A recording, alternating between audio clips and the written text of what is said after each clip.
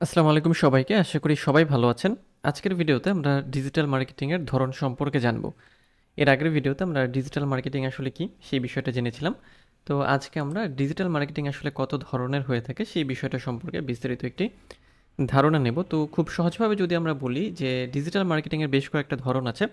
তার মধ্যে প্রথম যে ধরন সেটা হচ্ছে সার্চ ইঞ্জিন অপটিমাইজেশন বা এসইও। এটার সাথে আপনারা সবাই পরিচিত যে বর্তমানে এসইওর কথা অনেক বেশি পরিমাণে শোনা যায়। অর্থাৎ সার্চ ইঞ্জিনের কাছে কোনো ওয়েবসাইটকে র্যাঙ্ক করানোর যে প্রসেস সেটাকেই এসইও বলা হয়ে থাকে। ডিজিটাল মার্কেটিংয়ের বড় একটা জায়গা জুড়ে আছে এসইও।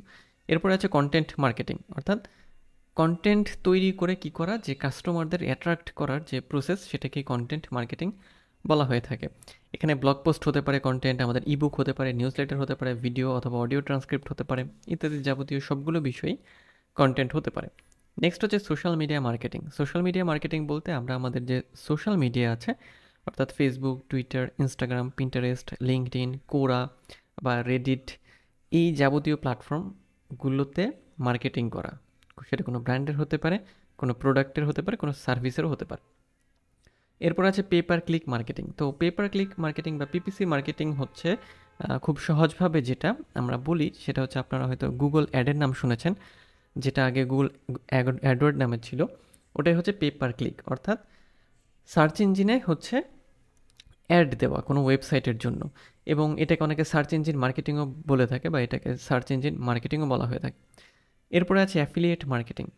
অ্যাফিলিয়েট মার্কেটিংয়ের মানে হলো যে অন্য কারো প্রোডাক্টকে আপনি প্রমোট করে দেবেন আপনার যে ওয়েবসাইট বা আপনার যে সোশ্যাল মিডিয়া আছে সেগুলোতে, এবং দেন ওখান থেকে যে পারচেসগুলো আসবে সেখান থেকে আপনি একটা কমিশন পেয়ে যাবেন। এরপরে রয়েছে ইনফ্লুয়েন্সার মার্কেটিং। ইনফ্লুয়েন্সার মার্কেটিং বলতে আমরা যেটা বুঝি যে যারা ইনফ্লুয়েন্সার বা বিখ্যাত যারা ব্যক্তি আছেন তাদের সাহায্যে কোনো প্রোডাক্ট বা কোনো ব্র্যান্ডকে প্রমোট করিয়ে নেওয়া। এরপরে আছে ইমেল মার্কেটিং। এটাও জনপ্রিয়। অর্থাৎ ইমেল মার্কেটিংয়ের মধ্যে মূল বিষয়টাই হচ্ছে যে বিভিন্ন মানুষের কাছে ইমেল পাঠানো। সেটা মার্কেটিং রিলেটেড হতে পারে, কোনো ব্র্যান্ড রিলেটেড হতে পারে, কোনো সার্ভিস রিলেটেড হতে পারে, যাই হোক না কেন ইমেল পাঠানো এবং ইমেইলের মাধ্যমে মানুষের সচেতনতা বাড়িয়ে তোলা বা প্রোডাক্টের সেল বাড়ানো। নেক্সট হচ্ছে মোবাইল মার্কেটিং। আমরা যদি মোবাইল মার্কেটিংয়ের কথা বলি তাহলে বিষয়টা হচ্ছে যে মোবাইল ডিভাইসের মাধ্যমে কোনো প্রোডাক্টকে প্রমোশন করা। যেমন হচ্ছে আমাদের কোন কোন প্রোডাক্ট হয় বা যে ধরনের প্রোডাক্ট আছে সেই প্রোডাক্টের ছোট্ট কোনো একটা মেসেজ তৈরি করে বিভিন্ন অডিয়েন্সের কাছে পৌঁছে দেওয়া। যেমন এসএমএস এর মাধ্যমে হতে পারে, এমএমএস এর মাধ্যমে হতে পারে, সোশ্যাল মিডিয়া নোটিফিকেশনের মাধ্যমে হতে পারে, অথবা মোবাইলে যে অ্যাপ আছে সেই অ্যাপের অ্যালার্টের মাধ্যমে হতে পারে। অর্থাৎ জাস্ট মোবাইলকে ব্যবহার করা কোনো প্রোডাক্ট বা কোনো ব্র্যান্ড বা কোনো সার্ভিসকে হচ্ছে প্রমোট করার জন্য বা মার্কেটিং করার জন্য। তো এই ছিল ডিজিটাল মার্কেটিংয়ের প্রধানত মূল ধরনগুলো, যেগুলো আমরা সাধারণত সবসময় দেখে থাকি এবং আমাদের সবসময় কাজে লাগে। তো দেখা হচ্ছে আপনাদের সাথে পরবর্তী ভিডিওতে। আর যদি চ্যানেলটি এখনও সাবস্ক্রাইব না করে থাকেন তাহলে সাবস্ক্রাইব করতে ভুলবেন না, এবং লাইক কমেন্ট শেয়ার মাস্ট। তো দেখা হচ্ছে নেক্সট ভিডিওতে।